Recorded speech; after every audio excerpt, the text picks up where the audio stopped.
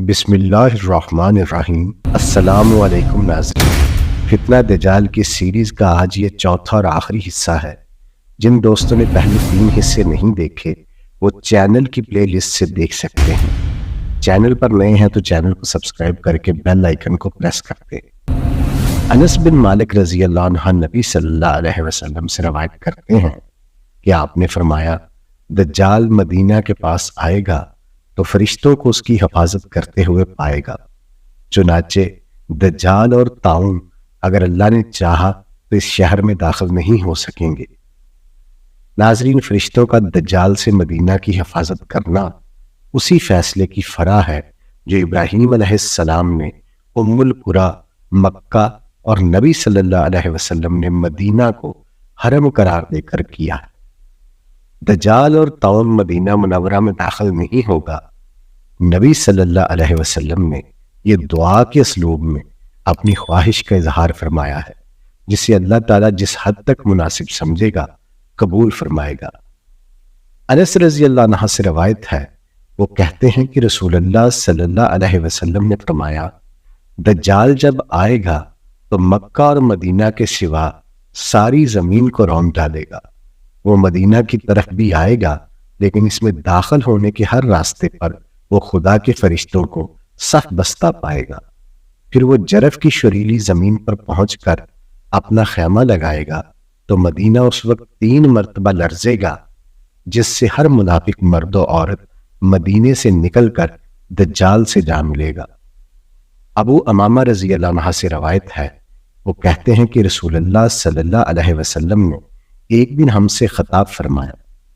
خطبوں میں آپ اکثر ہمیں دجال کے بارے میں بتاتے اور اس سے خبردار کیا کرتے تھے، سو اس دن آپ نے جو کچھ ارشاد فرمایا اس میں یہ بات بھی بیان ہوئی تھی کہ دجال مکہ و مدینہ کے سوا دنیا کے ہر علاقے کو روندے گا اور مدینہ اپنے مکینوں سمیت 3 مرتبہ لرزے گا۔ چنانچہ ہر منافق مرد و عورت مدینہ سے نکل کر دجال سے جا ملے گا۔ مدینہ اس دن اپنا سب میل کچیل اسی طرح باہر نکال پھینکے گا جس طرح لوہے کی بٹی لوہے کا میل کچیل نکال دیتی ہے۔ اس دن کو چھٹکارے کا دن کہا جائے گا۔ ناظرین، روایت میں مکہ مدینہ کے سوا ساری زمین کی طاقت سے مراد غالباً وہ خطہ ہے جس میں دجال کا خروج ہوگا، یعنی خراسان سے فلسطین تک مشرق وسطیٰ کے وہ علاقے جس میں زیادہ تر مسلمان آباد ہیں، اس لیے کہ یہود اسی علاقے میں اپنی میراث کی سلطنت بحال کرنا چاہتے ہیں۔ جرف مدینہ سے شام کی طرف 3 میل کے فاصلے پر ایک مقام کا نام ہے، جہاں عمر رضی اللہ عنہ کی بھی کچھ جائیداد تھی۔ ناظرین، چھٹکارے کے دن سے مراد ہے کہ لوگ کہیں گے کہ اچھا ہے، یہ شہر منافقوں سے پاک ہوا، اس میں اب خدا کے سچے ماننے والے ہی رہ گئے۔ لفظ منافق یا کافر اس روایت میں غالباً اسی طرح کے لوگوں کے لیے استعمال ہوا ہے جن سے ملیے تو صاف واضح ہو جاتا ہے کہ یہ اب نام ہی کے مسلمان رہ گئے ہیں۔ چنانچہ ان میں الحاد کے علم بردار بھی ہوتے ہیں، اور وہ بھی جن کے علم و عمل میں دین نام کی کوئی چیز بھی باقی نہیں ہوتی۔ ابو بکرہ رضی اللہ عنہ سے روایت ہے، وہ کہتے ہیں اس سے پہلے کہ رسول اللہ صلی اللہ علیہ وسلم کچھ فرمائیں، لوگوں نے مسلمہ کے بارے میں بہت باتیں کی۔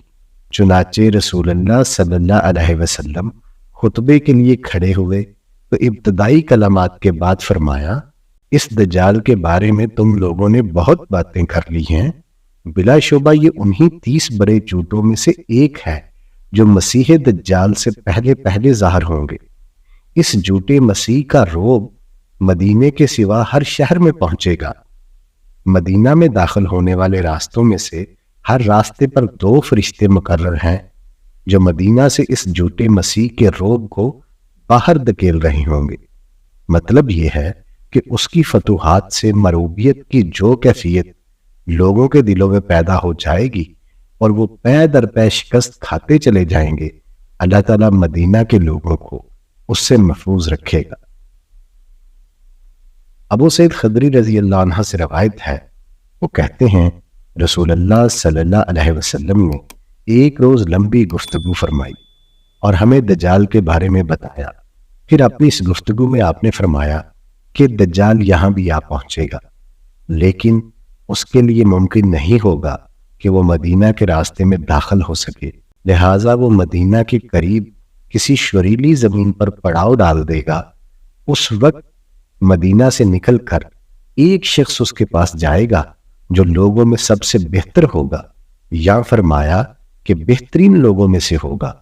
وہ اس سے کہے گا میں گواہی دیتا ہوں کہ تو وہی دجال ہے جس کی خبر ہمیں رسول اللہ صلی اللہ علیہ وسلم نے دی تھی۔ اس پر دجال لوگوں سے کہے گا کیا خیال ہے اگر میں اسے قتل کر دوں پھر زندہ کروں تو میرے معاملے میں اس کے بعد بھی کوئی شبہ باقی رہ جائے گا؟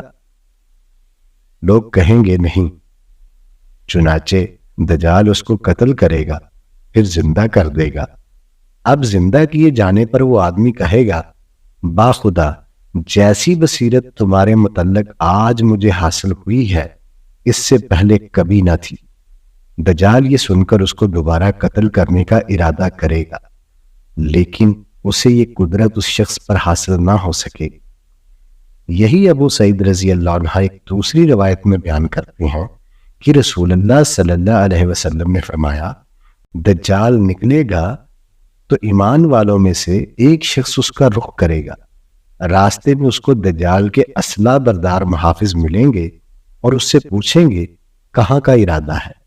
وہ کہے گا میں اس شخص کی طرف جانا چاہتا ہوں جو ظاہر ہوا ہے۔ وہ اس سے کہیں گے تم ہمارے رب پر ایمان نہیں رکھتے۔ وہ کہے گا ہم جسے اپنا رب مانتے ہیں اس کی کوئی چیز چھپی ہوئی نہیں ہے۔ یہ سن کر وہ پکاریں گے اس کو قتل کر دو۔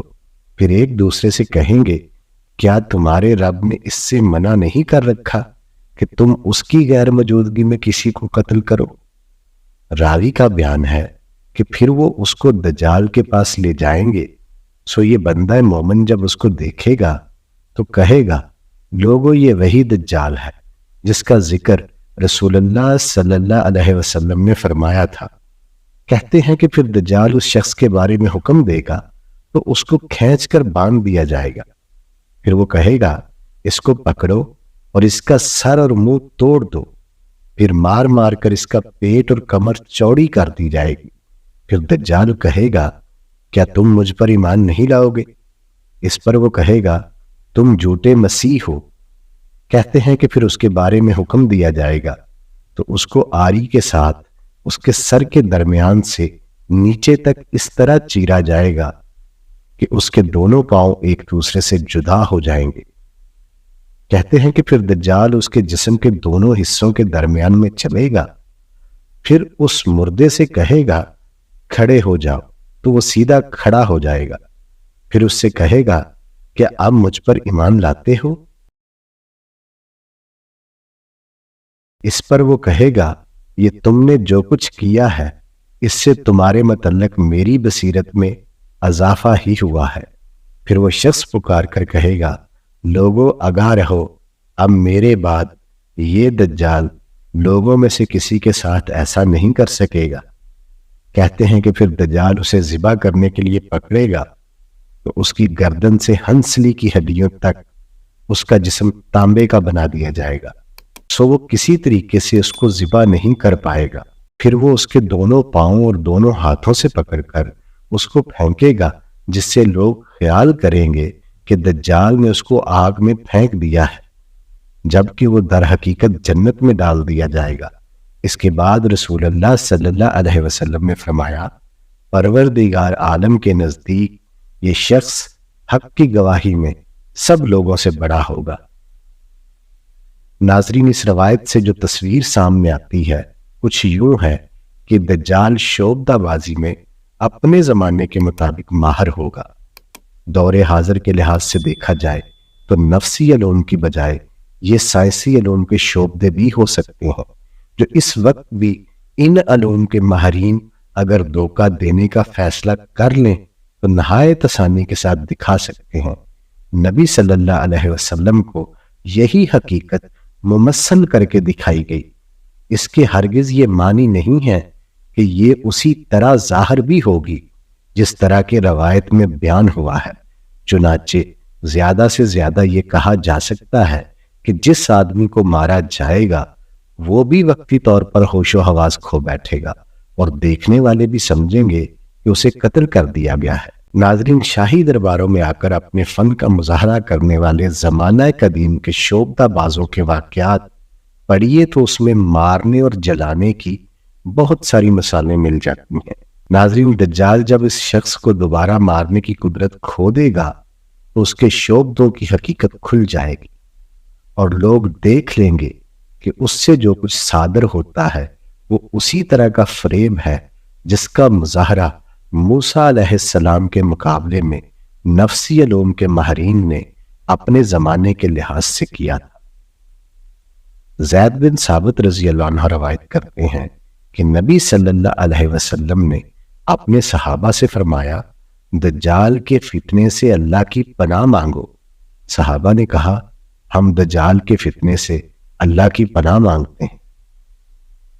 ناظرین، نبی صلی اللہ علیہ وسلم کے صحابہ امتثال امر اسی جذبہ انقیاد سے کرتے تھے۔ آپ نے جس طرح تعوذ کے دوسرے کلمات انہیں سکھائے ہیں اسی طرح دجال کے فتنے سے تعوذ کی تعلیم بھی دی ہے۔